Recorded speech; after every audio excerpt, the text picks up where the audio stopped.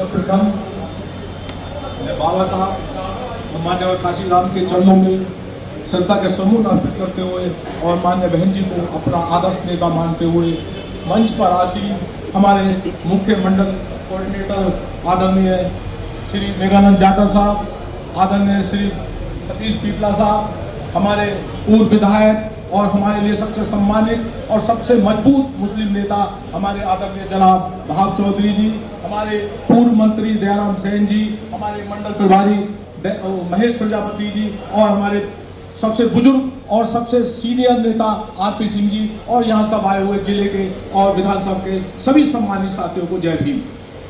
भाइयों, मैं आज आपको एक बात बताना चाहता हूँ क्योंकि मैं जरा ऊंचे समाज से आता हूँ, मैं सब जगह घूमता हूँ। आज जब से बहन जी ने 9 तारीख की रैली का आह्वान किया है, जब से 9 तारीख की रैली का आह्वान किया है, पूरा सब समाज बहन जी की ओर देख रहा है। अब वो बहन जी की ओर आने को बिल्कुल तैयार करना है। आप थोड़ा सा जोर लगा दो, इस रैली को 10 लाख आदमी वहां पहुंचा दो और करीब करीब हमें उम्मीद है कि 10 लाख आदमी तो पहुंच ही जाएंगे। और ये देखना, आपकी यहाँ उत्तर प्रदेश में कम से कम 300 से ऊपर सीट लेने वाले हैं। बहन जी की हल्की सी अंगड़ाई है, तो बहन जी ने हल्की सी अंगड़ाई ली है, तब ये उत्तर प्रदेश जाग गया है। और बहन जी जैसे आगे बढ़ेंगे, हम लोग आगे बढ़ेंगे। हम लोग अगर नहीं बढ़ेंगे जिस हिसाब से हम बढ़ते हैं, हम सिर्फ एक ही झंडे को याद रखें, नीला झंडा हाथी निशान, नीला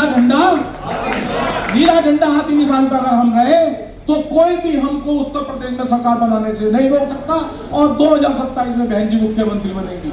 मैं आपसे सबसे सिर्फ ये निवेदन करना चाहता हूँ कि मुख्य अतिथि जी हमारे जनाब मुमताज अली साहब सांसद जी और हमारे गिरीश यादव जी सीट पधारने वाले हैं और हमारे वरिष्ठ नेता हमारे मंत्री जी हमारे भाव चौधरी साहब यहाँ बैठे हैं, उनको भी बोलने का मौका देना है। मुझे सिर्फ आपसे यही कहना है कि 9 तारीख को अक्टूबर को आप पूरी ताकत के साथ सबको सब इंतजाम करा दिया जाएगा। किसी को भी ऐसा ना लगेगा कि हमें इंतजाम की कमी है। आपको बस रेल सब उपलब्ध कराई जाएगी, खाना पीना उपलब्ध कराया जाएगा। आप सिर्फ तैयार रहे कि आज हमें 9 तारीख को 8 तारीख को यहाँ से चलना है गाजियाबाद से और 8 तारीख को वहाँ पहुँचना है, 9 तारीख को हमें बहन जी की रैली में रहना है। हमें ये दिखाना है। हम मैं मुस्लिम भाइयों से कहना चाह रहा हूँ, कि समाजवादी पार्टी को हमने बहुत मौका दे दिया, समाजवादी पार्टी को हमने इतना मौका दे दिया, लेकिन समाजवादी पार्टी को हमने पूरी शक्ति से एक वोट हमने साइकिल पर डाला, लेकिन हम सरकार नहीं बना पाए।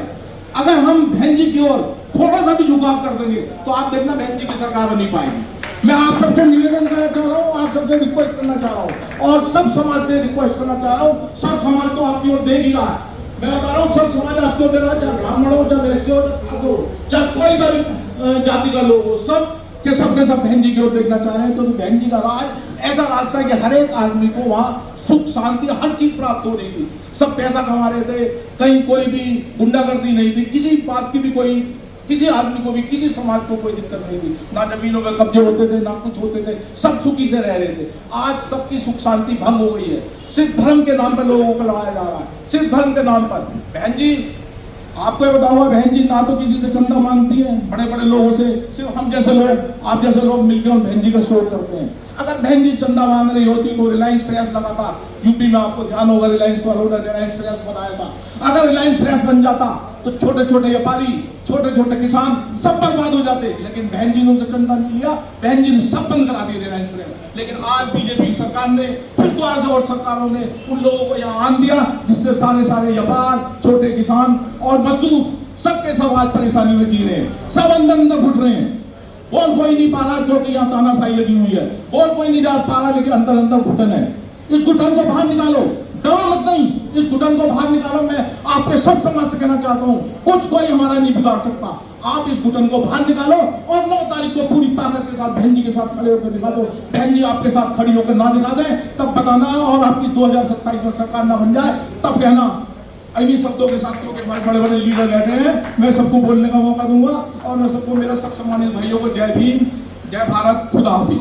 धन्यवाद।